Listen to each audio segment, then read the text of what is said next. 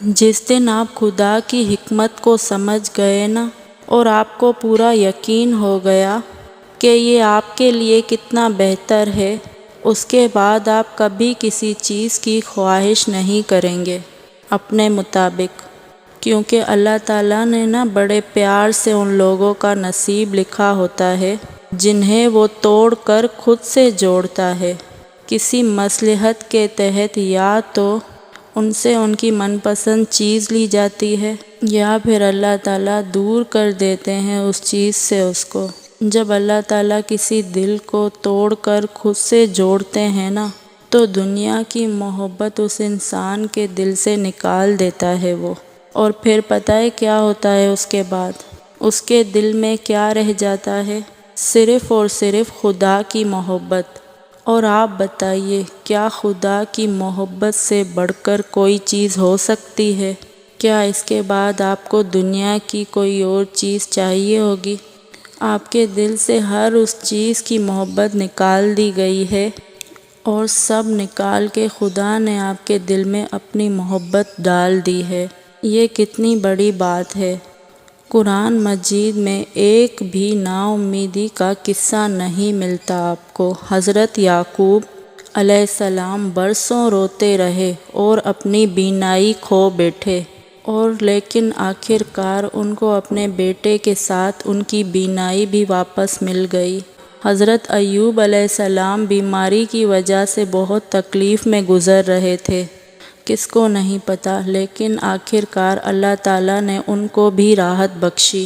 حضرت یونس علیہ السلام مچھلی کے پیٹ میں داخل ہو گئے اور اللہ تعالیٰ نے انہیں بھی باہر نکال لیا، اور نہ جانے کتنے ایسے لوگ ہیں جنہیں اللہ تعالیٰ نے اسی طرح سے اس وقت ان کو مشکل سے نکالا جب ان کے اپنے وہم و گمان میں نہیں تھا۔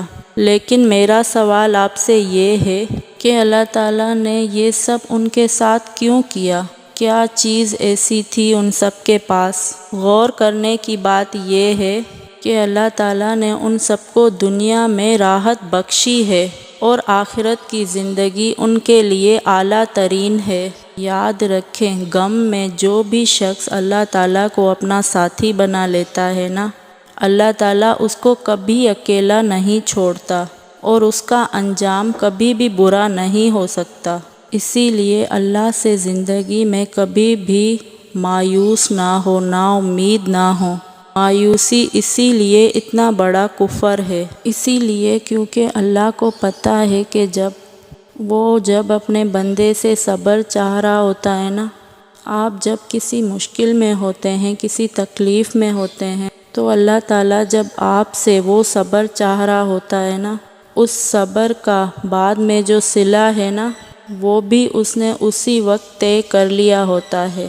ہم صرف اس صلے تک جاتے نہیں ہیں، اس صلے تک پہنچتے نہیں ہیں، کیونکہ ہمیں فوراً صلے چاہیے۔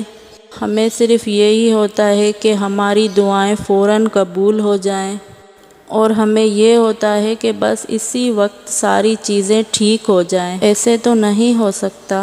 خدا سے جو شخص جو انسان محبت کرتا تھا نا، اس نے تکلیف کاٹی ہے، اور اس کے بعد جا کے اللہ تعالیٰ نے ان کے دلوں کو سکون بخشا ہے، اور اللہ تعالیٰ نے ان کی زندگیاں آسان کی، آخرت میں بھی اور ہر جگہ اللہ تعالیٰ نے ان کو راحت بخشی ہے۔